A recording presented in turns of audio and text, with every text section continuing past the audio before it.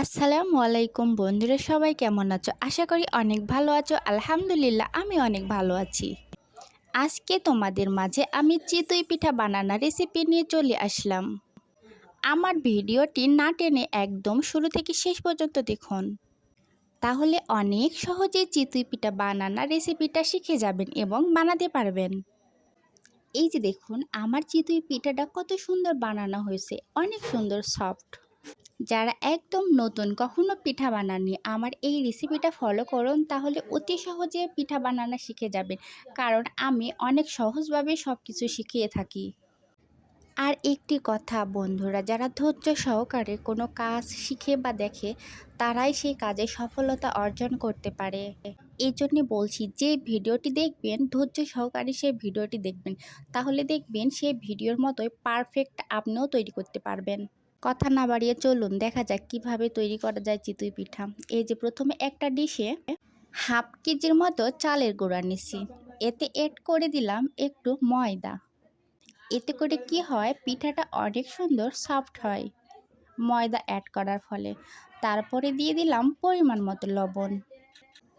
তারপর আটাটি সুন্দরভাবে ঠান্ডা পানি দিয়ে মাখিয়ে নেব।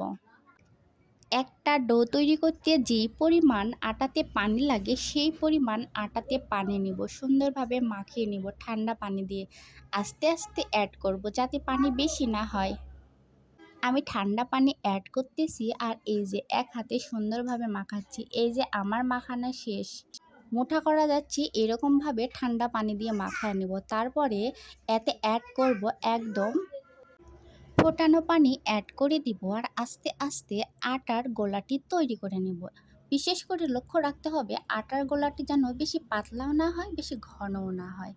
আমার টিপসগুলো ফলো করুন, তাহলে বুঝতে পারবেন আটার গোলাটা কি পরিমাণ ঘন হবে। একটু করে পানি অ্যাড করব আর অনবরত নাড়তেই থাকবো একটি চামিচ বা ওড়ঙের সাহায্যে। এই যে আমি একটা ওড়ং নিছি আর অনবরত নাড়তে আসি আর একটু পরপর একটু করে পানি অ্যাড করতেছি, যাতে করে পানির পরিমাণটা বেশিও না হয় কমও না হয়। এই যে দেখুন, আমার আটার গোলাটি কত সুন্দর তৈরি হয়ে গেছে, বেশি পাতলাও না, বেশি ঘনও না। আর একটা কাজ লক্ষ্য রাখতে হবে, আটার ভিতরে কোনো দলা আছে নাকি, অনবরত নেড়ে নেড়ে দলাটা পাতলা করে নিতে হবে। চলুন এখন পিঠা বানানো যাক। একটা চুলায়ে খোলা বসিয়ে দিছি। আমার এটা মাটির খোলা, অনেক কয়বার পিঠা করছি তো এজন্য একটু ফাটা ফাটা হয়ে গেছে। তারপরে এখানে অনেক সুন্দর পিঠা হয়। এই যে আটার গোলাটা দিয়ে একটা ছোট ঢাকনা দিয়ে ঢেকে রাখলাম। 10 মিনিট পরে দেখুন কত সুন্দর চিতই পিঠা তৈরি হয়ে গেছে। অতি সহজেই উঠে গেল, একটা ছুরি বা চামচের সাহায্যেই ওঠানো যায়। প্রথম প্রথম দুই একটা ভালো না হলেও লাস্টের গুলা অনেক সুন্দর হবে। দেখেন একদম ফুলা ফুলা, অনেক সুন্দর সফট। বাজারে অনেক রকম চিতই বানানা খোলা পাওয়া যায়, আমি এটা কাঁসা ব্যবহার করছি, ভাতের কাঁসা। এই যে দেখুন কত সুন্দরভাবে তৈরি হয়ে যাচ্ছে চিতই পিঠা। একে একে সব পিঠা বানানো শেষ, দেখেন কত সুন্দর হয়েছে। আমার পিঠাগুলা উপরে যেরকম নিচেও সেরকম, দেখেন একটুও কালো হয়নি। আর বন্ধু, তোমাদের কাছে একটাই রিকোয়েস্ট, আমার ভিডিওটি ভালো লাগলে অবশ্যই সাবস্ক্রাইব করে দিবেন। সবাই ভালো থাকবেন, আল্লাহ হাফেজ, আবার দেখা হবে।